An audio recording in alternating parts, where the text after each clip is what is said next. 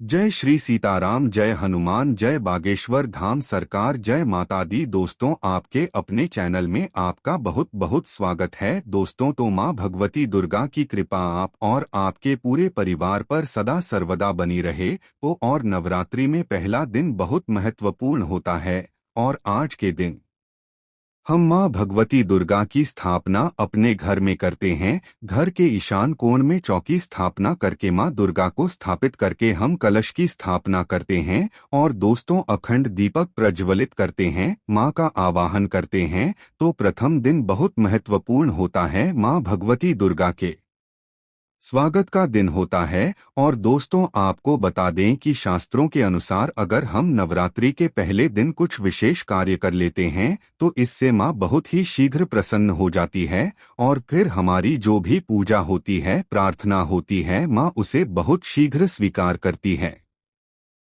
और हमारे जीवन में आने वाली समस्त बाधाओं को दूर करती है, समस्त कामनाओं को पूर्ण करती है। तो आज की वीडियो में हम आपसे बात करने वाला हूं कि नवरात्रि के पहले दिन हमेशा क्या करें जिससे कि दोस्तों माता रानी की कृपा हमें बहुत शीघ्र मिल जाए और हमारे जीवन में सुख समृद्धि धन वैभव की प्राप्ति हो, संतान की प्राप्ति हो, या फिर अगर किसी भी विशेष कामना से अपनी माँ की पूजा आराधना कर रहे हैं, कोई भी आपकी ऐसी कामना है जो चाहते हैं कि माँ शीघ्र ही पूर्ण कर दे रही, तो नवरात्रि के दिन माँ को शीघ्र प्रसन्न करने के लिए आपको इन बातों का ध्यान जरूर रखना चाहिए। तो दोस्तों, आप निवेदन है कि वीडियो को पूरा जरूर देख लीजिए और अगर आपको आज की वीडियो अच्छी लगे तो लाइक कीजिए, शेयर भी कीजिए फैमिली फ्रेंड्स के साथ। और चैनल पर पहली बार आए हैं, अगर अभी तक आपने हमारे चैनल प्राचीन ज्ञान को सब्सक्राइब नहीं किया है तो चैनल को सब्सक्राइब करके बेल को जरूर प्रेस कर लीजिए।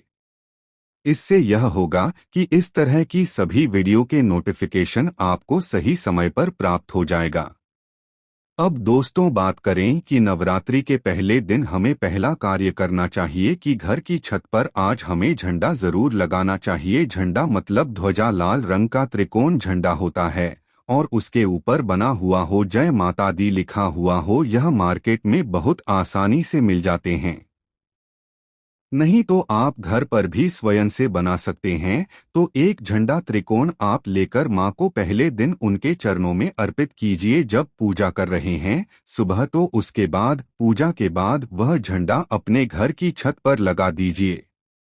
इस झंडे को घर के ईशान कोण में यानी के उत्तर पूर्व के कोने पर, अगर वहां पर जगह न हो तो आप उत्तर दिशा में इस झंडे को लगा सकते हैं, जहां भी आप यह ध्वजा लगाते हैं। इसके साथ आप ध्यान रखें कि आप वहां पर एक दीपक जरूर प्रज्वलित करें, क्योंकि दोस्तों चैत्र नवरात्रि माता रानी का एक पावन पर्व है और झंडा लगाने से क्या होगा, इससे यश की वृद्धि होती है। देखिए दोस्तों, जब हम झंडा अपने घर पर लगाते हैं जो कि हमेशा लहराता रहता है, तो यह इस बात का सूचक है झंडा कि आपको जीवन में सफलता की प्राप्ति होगी, यश की प्राप्ति होगी, मान प्रतिष्ठा की प्राप्ति होगी, समस्त प्रकार के सुखों की प्राप्ति होगी। मान सम्मान, यश, प्रतिष्ठा, धन की वृद्धि, सुख समृद्धि, सभी प्रकार की जो चीजें हैं वह प्राप्त हो जाती है। दोस्तों, ऐसे लहराता हुआ झंडा आपके घर पर शुद्धता की सूचना है। इसलिए 9 अप्रैल को चैत्र नवरात्रि के पहले दिन आपको अपने घर के ईशान कोण में एक लाल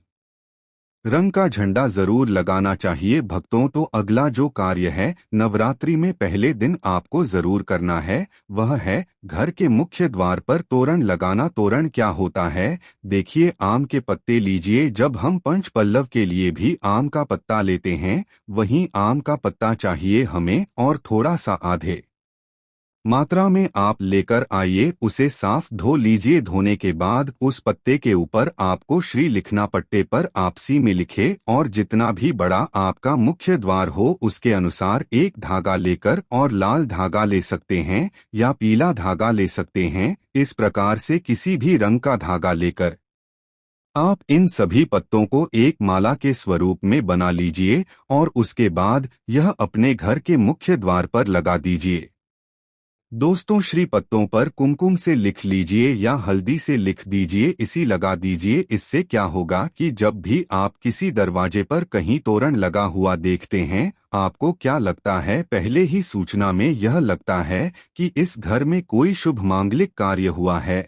और तो घर पर लगा हुआ तोरण, घर के मुख्य द्वार पर लगा हुआ तोरण आपके घर में शुभता की सूचना देता है, मांगलिक कार्य की सूचना देता है। इस बात की सूचना देता है कि आपके घर में देवी विराजित हैं। यह बहुत महत्वपूर्ण होता है। नवरात्रि के पहले दिन घर के मुख्य द्वार पर तोरण लगाना और इसका बहुत कि शुभ फल भी हमें प्राप्त होता है। अगला जो कार्य है, तीसरा कार्य जो हमें नवरात्रि में जरूर करना चाहिए दोस्तों, वह अखंड दीपक प्रज्वलित करना। देखिए, अगर घर में हम अखंड दीपक प्रज्वलित करते हैं तो अखंड दीपक प्रज्वलित करने से मन की कोई भी इच्छा हो, अगर आप सोचकर और मन में धारण करके अखंड दीपक प्रज्वलित करते हैं तो आपकी कामना बहुत शीघ्र पूर्ण होती है। लेकिन इसके अलावा दीपक इस बात का प्रतीक है कि आपके घर में किसी भी प्रकार की नकारात्मक ऊर्जा प्रवेश नहीं करेगी और मन से घर से हर तरह से नकारात्मक ऊर्जा को दूर करता है। दीपा के लिए अखंड दीपक चैत्र नवरात्रि में पहले दिन से लेकर और नवमी तिथि तक प्रज्वलित दिया जाता है, जिससे कि शुभता का घर में वास हो, सकारात्मक ऊर्जा का घर में वास हो। और जहां पर सकारात्मक ऊर्जा होती है वहां पर सुख, समृद्धि, धन, वैभव की प्राप्ति होती है। और दोस्तों, आपको बता दें कि माँ भगवती वहीं वास करती है जहां सकारात्मक ऊर्जा रहती है। इसलिए हम घर के मुख्य द्वार पर तोरण लगा रहे हैं ताकि बाहर से मुख्य द्वार से किसी भी प्रकार की नकारात्मक ऊर्जा हमारे घर में प्रवेश न करें। इसके अलावा जब हम दीपक प्रज्वलित कर रहे हैं तो हमारे बीच चारों में किसी प्रकार की नकारात्मक ऊर्जा न हो, इसके लिए हम प्रज्वलित कर रहे हैं। जब हम पूजा प्रार्थना कर रहे हैं, मंत्र जप कर रहे हैं, निर्विघ्न उसे हम पूर्ण कर पाएं, इसके लिए अखंड दीपक प्रज्वलित दिया जाता है।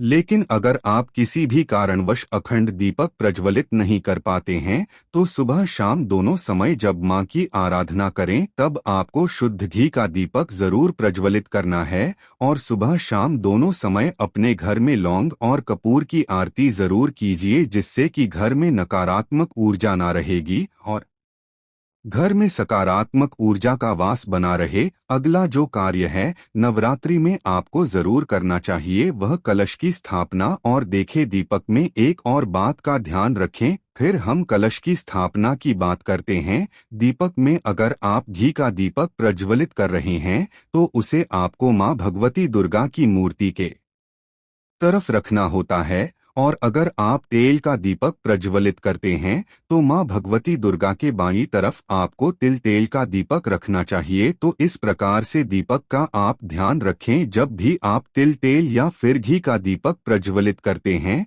तो उसे सही दिशा में सही स्थान पर रखना चाहिए। और अगला जो कार्य है घट स्थापना करना यानी कलश की स्थापना करना। तीखी कलश की स्थापना जब हम करते हैं नवरात्रि में, कलश में हम सभी देवी देवताओं का आवाहन करते हैं। सभी देवी देवताओं का पूजन मां भगवती के साथ ही हम प्रतिदिन करते हैं। इस प्रकार से जब 9 दिनों तक लगातार हम समस्त देवी देवताओं का पूजन कर रहे हैं, घर में आवाहन करके विधि विधान से विशेष रूप से हम उनकी आराधना करते हैं। क्योंकि जब हम माँ का पूजन करते हैं पहले हम कलश का पूजन करते हैं, धूप दीप नैवेद्य चीजें हम माँ को अर्पित करते हैं विधि विधान से। और इसके साथ ही कलश को भी हम इसी प्रकार से अर्पित करते हैं।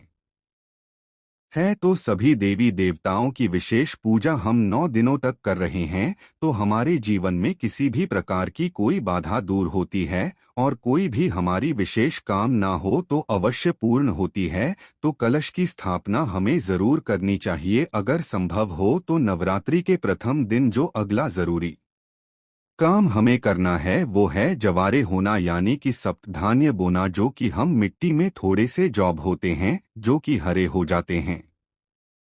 बहुत सी ऐसी जॉब अंकुरित हो जाते हैं और ये शीघ्र ही अंकुरित होते हैं। जब हमारे घर में अन्न होते हैं तो यह इस बात की सूचना देते हैं कि हमारे घर में सुख समृद्धि आने वाली है, हमारे घर में माँ भगवती विराजित हो चुकी है।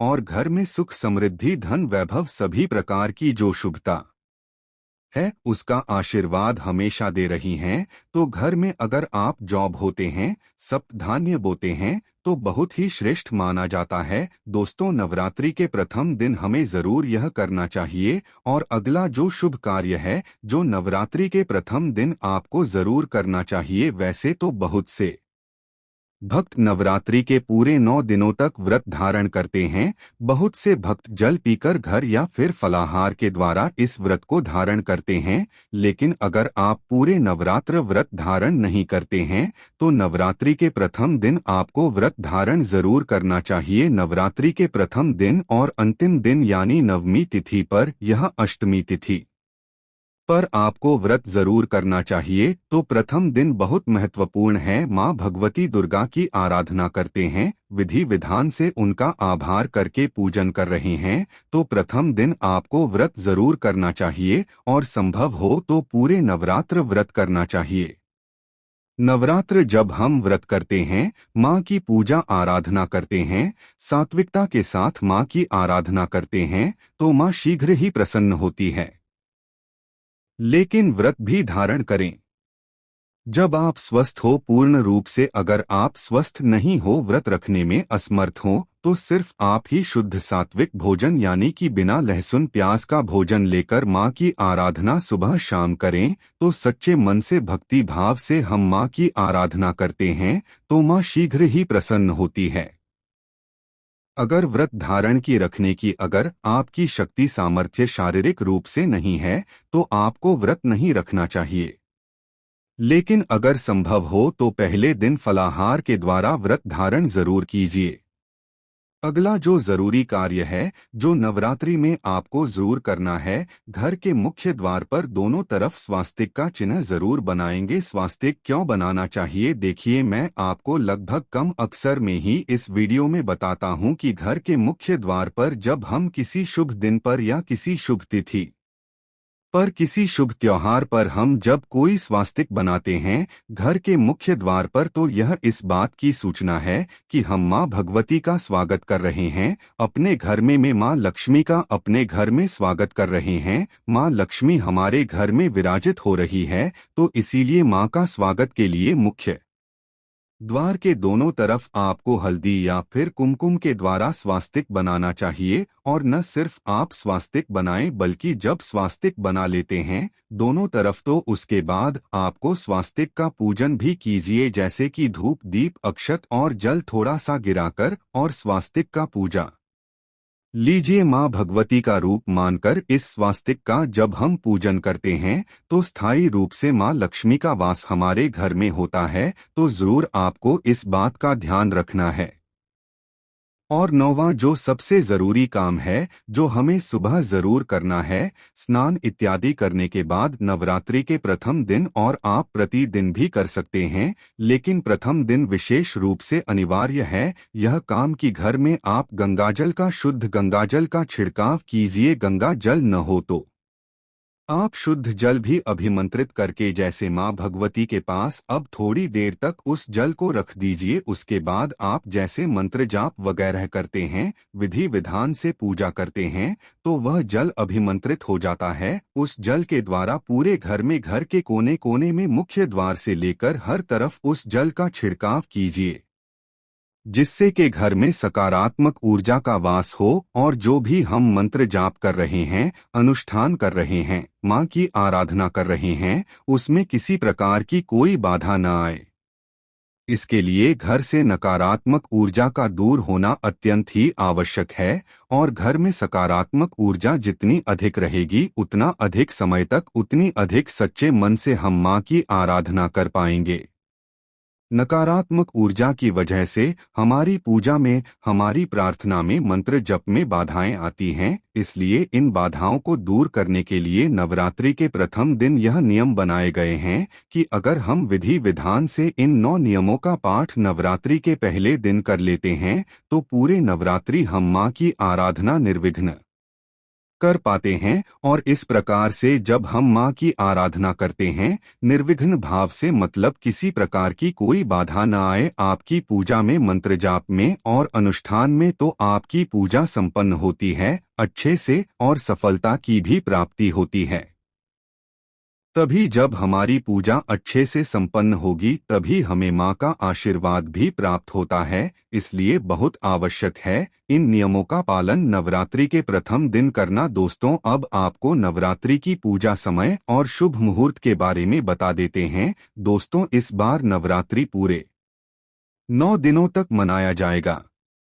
एक भी दिन कम न ज्यादा पूरे 9 दिनों तक मनाई जाएगी। माँ शेरावाली की विशेष रूप से पूजा आराधना की जाएगी। चैत्र नवरात्रि का महापर्व पर इस बार 2024 में 9 अप्रैल दिन मंगलवार से शुरू होकर 17 अप्रैल बुधवार के दिन समाप्त होंगे। ऐसे में चैत्र नवरात्रि पर माता दुर्गा की कृपा पाने के लिए कलश स्थापना का शुभ मुहूर्त है। 9 अप्रैल को सुबह 6:02 से प्रारंभ है, जो सुबह 10:16 तक रहेगा। यदि आप किसी कारणवश सुबह में कलश स्थापना नहीं कर पाते हैं तो दोपहर में अभिजीत मुहूर्त में कर सकते हैं। उस दिन का अभिजीत मुहूर्त 11:57 से 12:48 तक है। कलश स्थापना का शुभ मुहूर्त रहे। दोस्तों, आशा करता हूँ आज की वीडियो आपके लिए अवश्य उपयोगी होगी। और आज की वीडियो अगर आपको अच्छी लगी हो तो लाइक जरूर कर दीजिए, शेयर कर दीजिए फैमिली फ्रेंड्स के साथ। और चैनल पर पहली बार आए हैं, अगर अभी तक आपने चैनल को सब्सक्राइब नहीं किया है तो चैनल को सब्सक्राइब जरूर कर लीजिए। और दोस्तों, हमारे द्वारा दी गई जानकारी शास्त्रों में वर्णित और बिल्कुल सटीक रूप से आपको प्रदान की जाती है।